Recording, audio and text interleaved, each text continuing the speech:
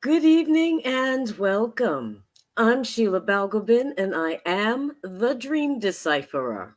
And I help you to crack the code of your sleep and dreams so you can sleep sound and dream deep.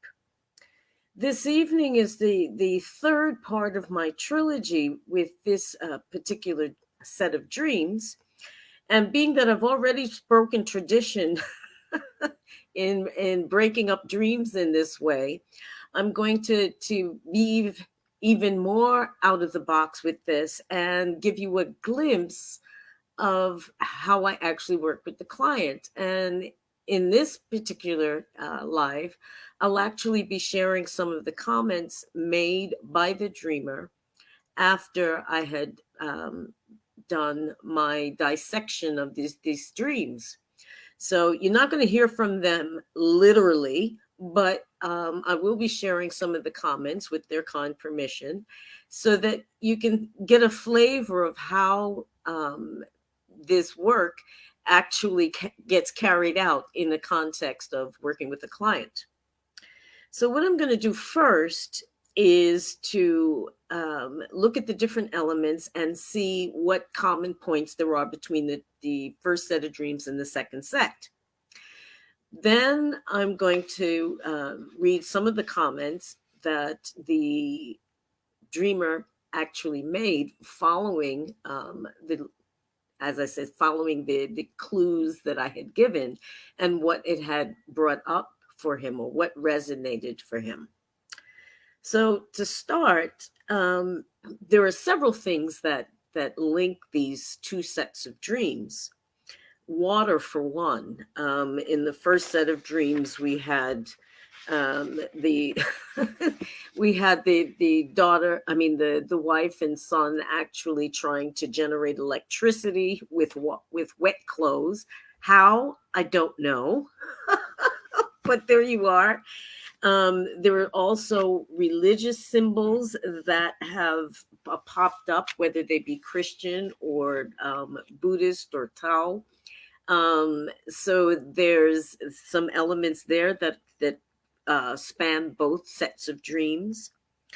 There is an interesting juxtaposition of these spiritual or religious precepts there and kind of cobbled together almost in a seamless way. In one instance, where there's a discussion about ecumenical services, and it was the aunt of the dreamer that was talking about this, but the aunt, excuse me, the aunt is also a mother figure, and I I would say, being that the subject comes up again, even though the aunt is actually not mentioned, that this is also a link here. There's seems to be places of learning, and not only for that the in the first set of dreams, the dreamer was at the son's school. No, the second set of dreams, he was at the son's school, but in the first set of dreams, the son was doing some construction work and creating Lego toys. But there was always this element in all both sets of dreams of this a different way of looking at things, a different way of doing things or saying things. And that becomes particularly clear in the second set of dreams, because one of the things that keeps popping up is that there is a different way, that there is another perspective, another way of bringing things together. And from the the dreamer's comments actually are quite interesting here, because in the with regard to the first set of dreams, that the wet clothes that we were talking about in the first set of dreams were, I related them to some of the spirituals that come from the states, um, water baptism, being fully immersed into a body of water or a pool. And the dreamer actually reported that that was spot on, because apparently the dreamer's mother was loved spirituals, and the aunt, who is still present physically, the mother is not, she's in spirit, but the aunt stands in for her. She's also the godmother, so she stands in for the mother. And I, at another level, I would say that these two women, in a sense, represent the inner female, if you will, or the anima of the dreamer, and stressing connectedness and relationship. But the relationship here that seems to be referred to is with the dreamer himself. And I'll come back to that in a moment. Now, I said that there was a strange thing about a river by a beach, but as it happens, the dreamer reports that there actually is a place that, from his childhood, where there is a river by a beach. So you see how the unconscious will pick up on familiar things and people and hang them in the dream to create a particular story or narrative. Um, Now, there's another instance. The waking life in a ordinary everyday life has actually had its role to play in this as well.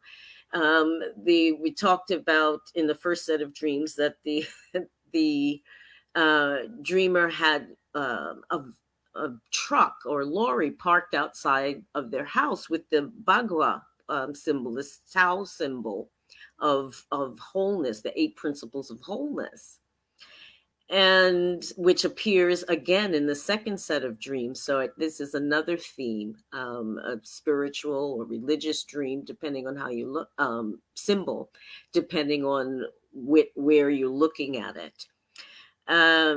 But interestingly enough, there was actually a van that was parked outside of the dreamer's home that was from his workplace. So that got incorporated into the dream, and that just shows that the dream will it not only reach back into the past, it may reach into the future, but it reaches into our everyday lives as well. The the dreamer laughed about my comment about wet t-shirts and talking about wet clothes. But sex is a part of life, and even a part of spirituality, if we look at it that way, because everything is a part of our spiritual life.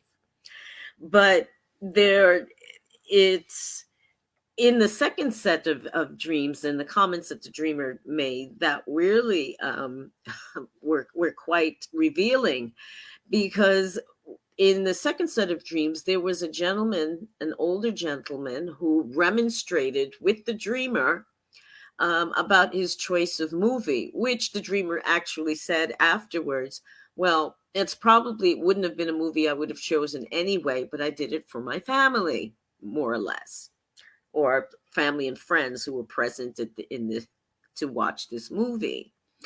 But what was interesting is that the dreamer says that the older man and wiser man that suggested, well, why don't you watch something else that, instead of cats and dogs?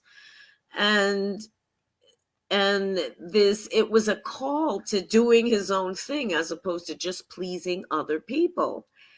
And I had to actually ask, I said, are you listening to yourself here?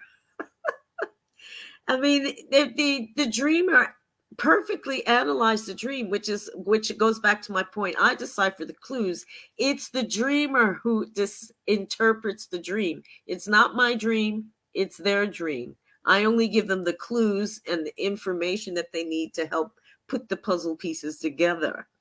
But it was the final analysis by the dreamer himself was spot on. It was like, yeah, why didn't I actually um, play, select a movie that was really to my taste rather than just catering to everyone else. But the it what the dreamer has looked back at these dreams and didn't even realize he had written this until after he heard me say it. He was like, "Oh, did I say that? Did I write that?" Which is why it's a good idea to go back and read your dreams, because over a period of time you can see changes and shifts and progressions in your life. There are dreams that I've had years ago that occasionally I will look back and gain new insights on. And clients of mine have done the same, have gone back to dreams and with different experiences and different perspectives, they pull out even more information out of their dreams. It's quite incredible and really helpful when it comes to not only knowing where you came from, but also it points the way to where you're going. But the interesting thing about it was at the very end of all of this, and what the dreamer pulled out of this is that from the second set of dreams in particular, it was about being more assertive. That the dreamer felt that there were areas in the dreamer's life where it was simply not being assertive enough, and just kind of let himself be persuaded by others' opinions or whatever. But what's the great about it is that the dreamer saw in these sets of dreams that the changes that he had been making in his life for the past months, days, weeks, however long, are starting to bear fruit. And the dream was kind of a snapshot, really, saying, this is what it's like with your soul right now. This is what's going on. And he found that that was a comfort to him, actually, because it showed that where the progression from where he had been maybe a few months ago or even a year ago, and how far he's come and what has happened along the way. And that is the beauty of dreams and keeping track of them, because they really are the story of your life. It's the movie of your life, folks, and you are the producer, the director, and the star of the show. So, we can make it a love story, a comedy, or a horror show. It's up to us. But it's information that can help guide us to make better decisions, to keep on a path, which apparently the dreamer feels is a good path, and the right path for the dreamer at this moment in time. And the dreams may change as things change and will reflect those new insights or new issues that need to be attended to. So there you have it. That was a bit different, with regard to how I look at dreams, and how it's a dialogue between between the unconscious mind of the dreamer, the conscious mind of the dreamer, and myself. So it gets, sometimes it gets crowded, but it's great. And it's wonderful when you see that clients get it, and get the message, and either they're encouraged by it or they're inspired by it to move forward in some way or in some new direction. Thank you so much for watching and listening and sticking with this trilogy. I admit it was a bit different. And I wish you a great evening and rest of the week. And I'll see you again soon. Take care. Bye bye.